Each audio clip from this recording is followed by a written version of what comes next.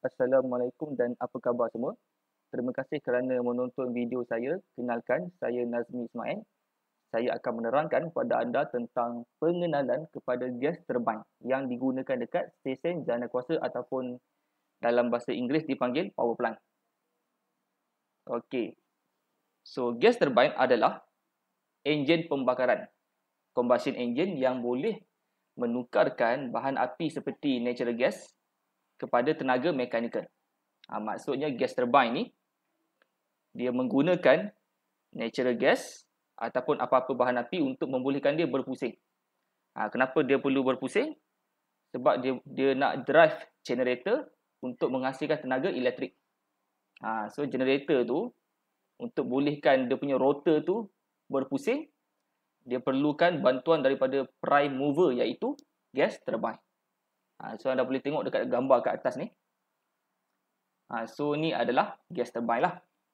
Okay, so kita tengok sepintas lalu. Okay, ni dia punya compression part. Kemudian kat sini dia punya combustion chamber dan kat sini ada tengok yang ni, kat depan ni adalah turbine blades. Okay. So kita tengok kepada komponen ataupun part-part ataupun section-section yang terdapat dekat dalam gas turbine ni. Okay, firstly, udara dibawa masuk ke dalam compression part untuk turbine ni. Okay, ni compression part, di mana udara yang masuk tu dimanfaatkan untuk kita naikkan dia punya tekanan lah, untuk pressurizekan dia. So, udara yang dimanfaatkan bertekanan tinggi tu kemudian dimasukkan ke dalam combustion chamber.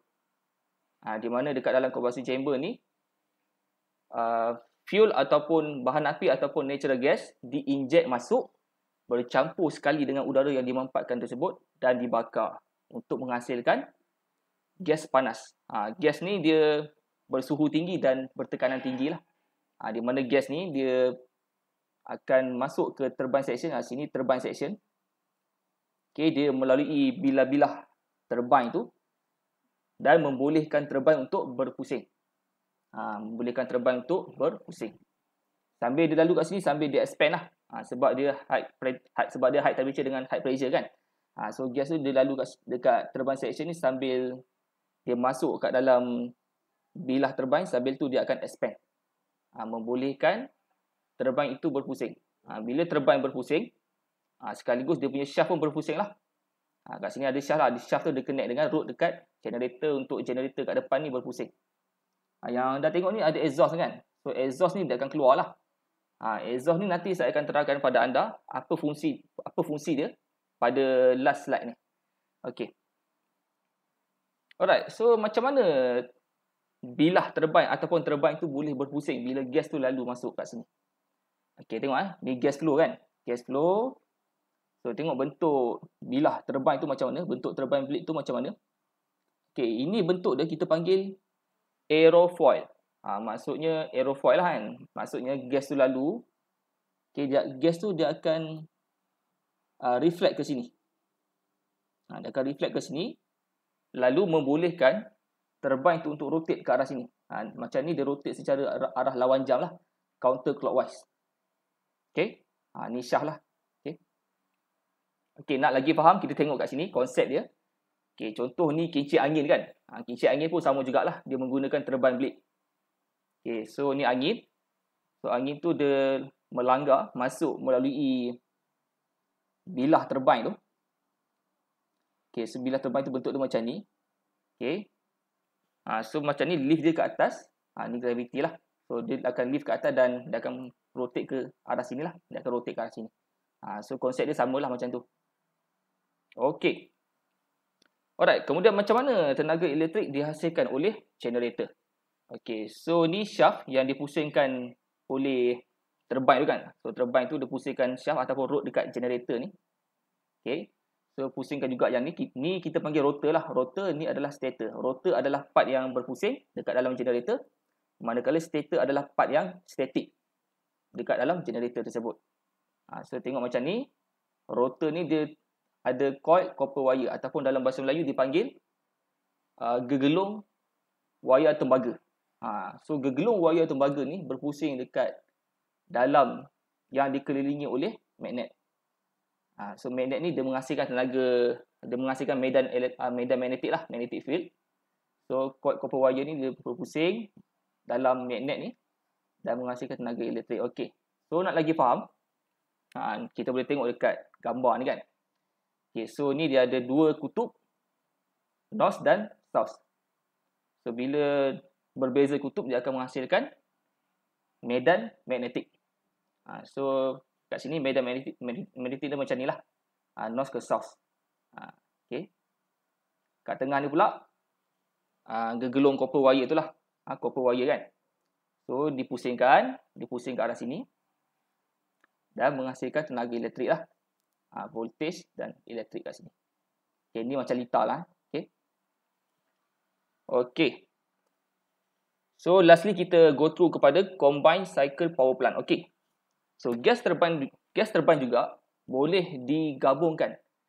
Boleh dikombinasikan dengan steam turbine untuk menghasilkan kuasa elektrik yang lebih efisien. Dengan cara yang lebih efisien. Okay, combined cycle power plant. Okay, so untuk bagi anda faham, saya explain yang step-step dekat sini, kat gambar ni. Okay, so sini udara masuk kan. So sini udara masuk. Okay, sini gas turbine. So udara tu masuk melalui inlet. Kemudian ke compression untuk dimampatkan. Kemudian masuk ke combustion chamber untuk dibakar bersama-sama dengan natural gas. Okay. Okay, udara tu bercampur dengan natural gas untuk dibakar dan menghasilkan gas panas bersuhu tinggi, bertekanan tinggi yang bergerak melepasi bilah-bilah turbine untuk memusingkan gas turbine tersebut.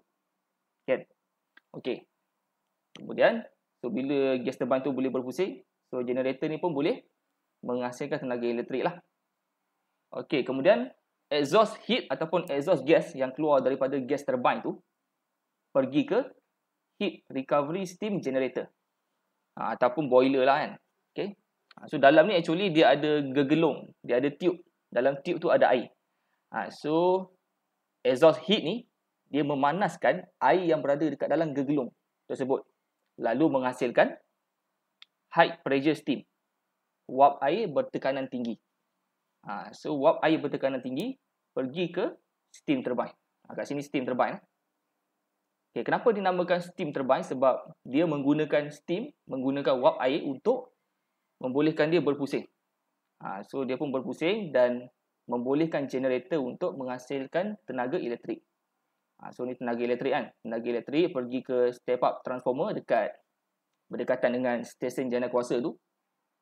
Dan seterusnya pergi ke sistem grid nasional.